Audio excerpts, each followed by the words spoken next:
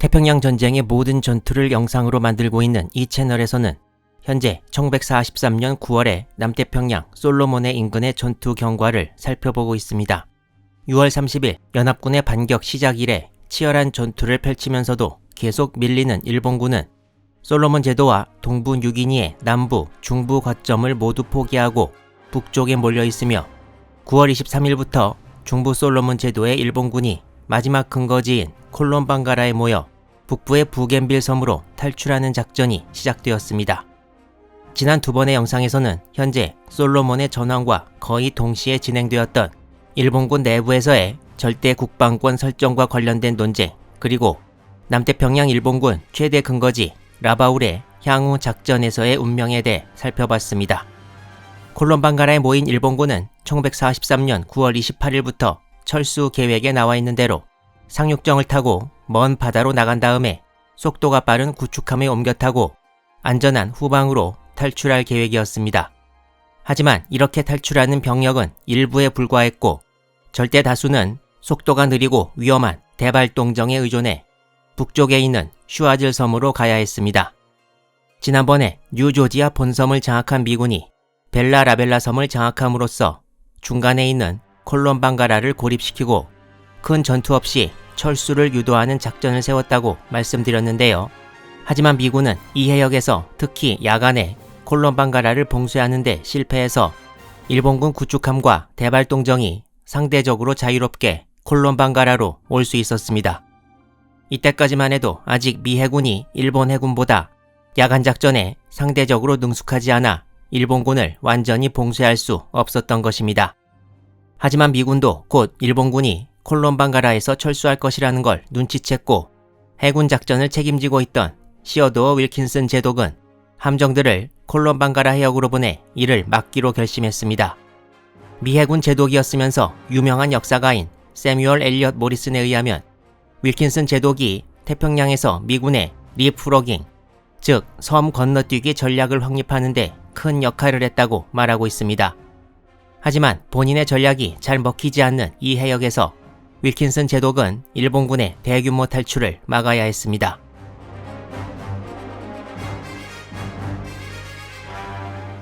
윌킨슨 제독은 1143년 9월 22일부터 함정들을 파견해 감시에 들어갔습니다. 처음에는 순양함 2척과 구축함 4척을 파견해서 해역을 지키기 시작했는데 9월 25일에서 26일로 넘어가는 밤에 경순양함 콜럼비아가 일본군 잠수함으로부터 발사된 어뢰를 간신히 피하는 사건이 벌어졌습니다. 윌킨슨 제독은 이 해역이 너무 위험하다고 결론짓고 순양함들은 철수시켰습니다. 일본군 1차 철수 하루 전인 9월 27일 밤에 윌킨슨 제독은 이쪽 해역으로 구축함 5척을 보내 일본군을 감시하기 시작했습니다. 9월 28일에서 29일로 넘어가는 밤이 일본군 제1차 철수일이었습니다. 일본군 기록에 따르면 이날 낮에도 미군 항공대가 콜롬방가라에 공습을 가했습니다. 철수하는 일본군이 대발동정을 타고 콜롬방가라를 떠나 콜롬방가라 북쪽 해역에 진입한 수송구축함 4척에 차례로 탑승했습니다. 최소 9척의 구축함이 이 수송선들을 호위했습니다. 전날 밤까지만 해도 이곳에 있던 미군 구축함들은 공교롭게 이날 밤에는 없었습니다. 일본군의 작전이 진행 중일 때 미군 어뢰정 몇 척이 일본 수송부대에 공격을 가했으나 일본군에 큰 피해는 주지 못했습니다. 철수하는 일본군은 크게 두 부대로 나뉘어 대발동정에 탑승한 부대는 북쪽 슈아즐 섬으로 진입했고 속도가 더 빠른 수송 구축함에 탄 부대는 그대로 라바울로 달렸습니다. 이제 일본군 1차 철수작전의 두 번째 날인 9월 29일 밤이 되었습니다. 첫째 날 작전을 놓쳐버린 미군은 이날 구축함 4척을 콜롬방가라 해역으로 보내는데요. 일본군은 이날은 수송 구축함이나 호위 구축함은 동원하지 않고 대발동정만으로 슈아즐 섬까지 철수하는 작전을 수행할 예정이었습니다.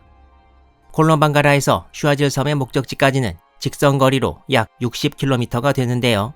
일본 기록에는 대발동정으로 약 6시간이 걸리는 항해라고 나와 있어서 대발동정의 속도가 시속 10km 정도에 지나지 않았음을 알 수 있습니다. 일본군 대발동정이 여러 모델이 있지만 보통 이런 식으로 생겼는데 만재시 속도는 시속 14km라고 되어 있습니다.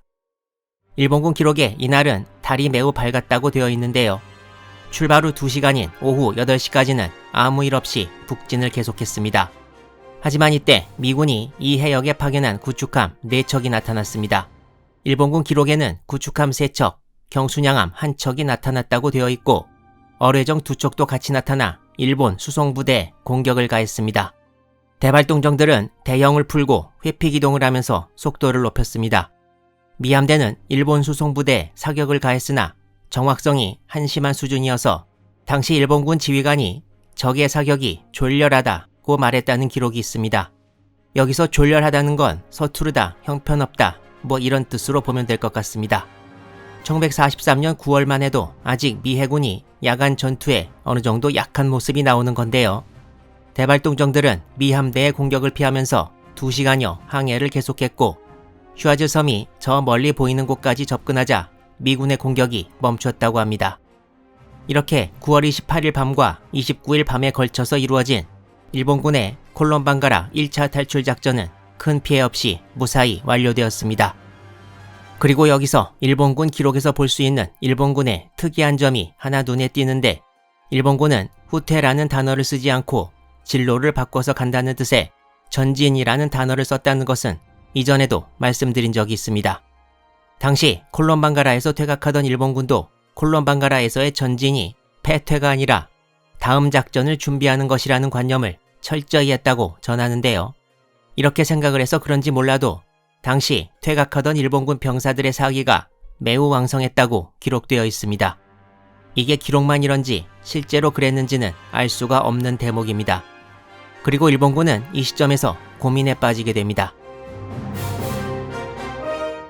일본군은 1차 철수를 마쳤지만 아직 많은 병력이 콜롬방가라에 남아있었고 미군 어뢰정에 일본군 대발동정 공격으로 적지 않은 수가 기동불능이 돼서 예정되었던 콜롬방가라로부터의 2차 철수를 연기해야 한다는 의견이 나왔습니다. 하지만 철수작전을 연기한다고 그동안 해군력이 증강되는 것도 아니고 오히려 시간을 끌다가 미군이 콜롬방가라 남부에 상륙해서 전진한다면 지금 일본군 상황에서 엄청난 인명피해가 날 것이 뻔했습니다. 따라서 더 큰 피해를 막기 위해서는 그래도 철수작전을 진행하는 것이 맞았습니다. 결국 일본군은 콜롬방가라로부터의 2차 철수작전을 그대로 진행하기로 했습니다. 하지만 1차 철수에서 못쓰게 된 대발동정이 많아서 정원 80명짜리 대발동정에는 120명이 타고 170명짜리에는 200명이 타는 등 2차 철수에서는 조금 무리한 작전을 진행할 수밖에 없었습니다. 물론 중화기는 전부 버리고 개인 화기와 몸만 빠져나와야 했습니다. 하지만 미군도 이제 일본군의 탈출 기도를 완벽히 간파했을 것이기 때문에 일본군 내부에서도 2차 철수의 성공 확률은 1차보다 낮다고 보았습니다. 일본군은 1차 철수 때와 비슷하게 이런 식으로 철수 계획을 수립하다라고 각 부대는 출발지로에 이동을 시작했습니다. 아직 콜롬방가라에 남아있던 일본 육군 남동지대 주력 병력은 1943년 10월 1일 오전 7시부터 수경지를 빠져나와 북쪽으로 이동했습니다. 다음 날인 10월 2일은 날씨가 맑았다가 흐려지면서 비가 왔다고 기록되어 있는데요. 날씨 때문인지 콜롬방가라 남쪽으로 미군이 상륙하는 징조는 없어서 일본군 지휘관들이 안도의 한숨을 쉬었다고 기록되어 있습니다. 휴아즈 섬에서 대발동정 부대도 10월 1일 오후 5시부터 남진을 시작했습니다.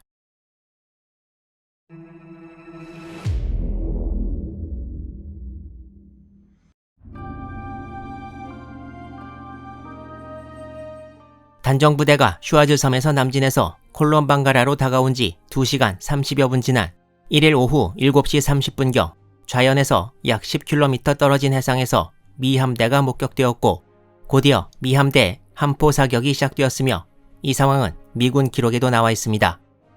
이날의 미군 공격도 효과적이지 못했던 것은 마찬가지였고 일본 대발동정 부대는 콜롬방가라에 도착해 일본군 병력의 승선이 시작되었습니다.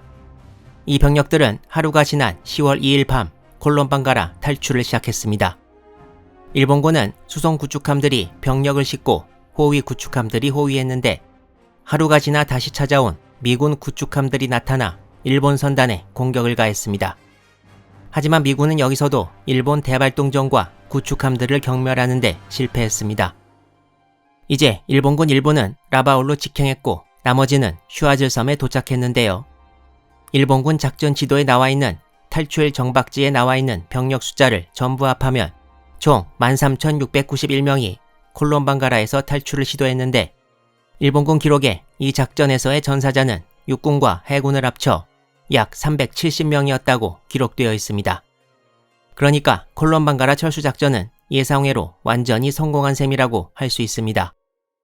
당시 일본군은 단정 숫자가 모자라 정원 초과 상태로 항해했다고 말씀드렸는데요.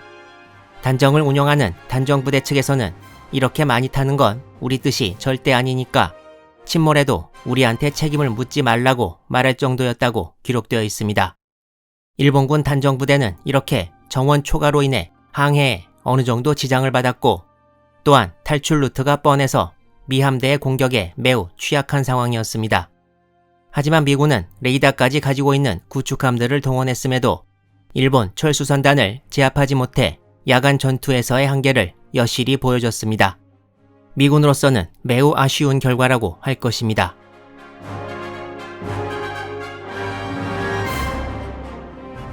일본군 남동지대장 사사키 미노루 소장이 슈아즐섬에 도착한 것은 10월 3일 오전 2시경이었습니다. 일본군은 콜롬방가라에서 가장 가까운 곳에 주로 위치해 있었는데 북에밀섬에 가까운 섬 북단까지 도보로 이동하게 되었습니다. 참고로 이 두 지점 간의 거리는 직선 거리로 약 100km에 달하고 실제 걸어야 하는 거리는 100km가 훨씬 넘었을 것입니다.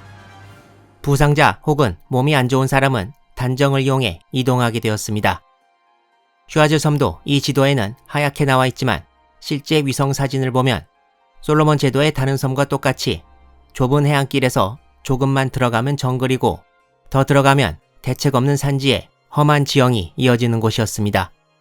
당시 슈아즐섬 행군에 참가했던 어느 일본군 장교의 증언에 의하면 행군을 시작할 때 3일치의 식량을 배급받았고 행군 계획에는 3일째 되는 날 식량 보급소가 중간에 있을 예정이었다고 합니다. 하지만 아무리 행군을 해도 식량 보급소는 나타나지 않았고 결국 행군을 마칠 때까지 한 번도 식량 보급을 받지 못했다고 합니다. 일본군은 식량이 모자란 채로 험난한 산지를 뚫고 범람한 하천을 건너면서 행군 시작 10일째 북쪽 일본군 근거지에 도달했다고 전하고 있습니다. 어느 다른 일본군 장교의 증언에 의하면 식량이 모자라 풀을 먹으면서 진군했다고도 기록되어 있습니다. 슈아즐섬 북단의 일본군 기지에서부터는 다시 단정을 타고 북에밀 남단 부인을 향해 최종적으로 이동했습니다. 이제 솔로몬 제도의 일본군은 북에밀섬과 그 인근 그리고 슈아즐섬과 벨라라벨라 섬의 북부에 약간의 병력이 남은 상태가 되었습니다. 탈출작전의 성공으로 일본군은 1만이 넘는 병력이 다시 싸울 수 있게 되었습니다.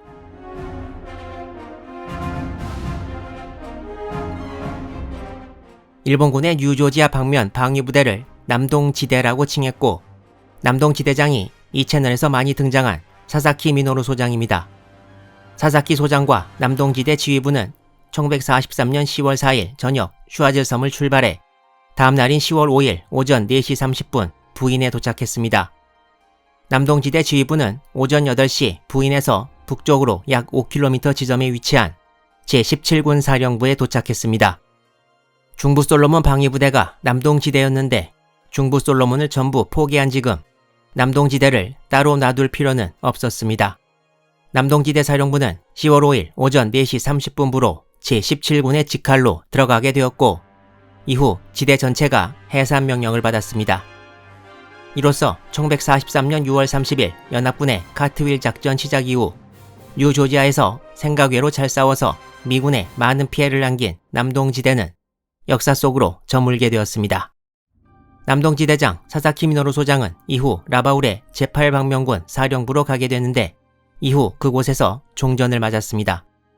사사키 소장에 관해서는 미군 공식 전사에서도 불리한 여건 속에서도 나름대로 잘 싸웠다고 좋은 말을 해주고 있는데요. 만약 콜롬방가라 탈출해서 큰 피해를 입었다면 이런 평가도 못 받았을 것 같습니다. 이제 슈아즐섬에 있는 일본군은 북에밀까지 거리가 가까워서 안전하다고 볼 수 있지만 벨라라벨라 섬 북서쪽에 몰려있는 일본군은 미 해군과 항공대의 사정거리 안에 있어서 문제가 좀 있었습니다. 이제 벨라라벨라의 일본군과 관련해서 어떤 일들이 일어나는지 다음 영상부터 더 재미있는 이야기 기대해 주시기 바랍니다.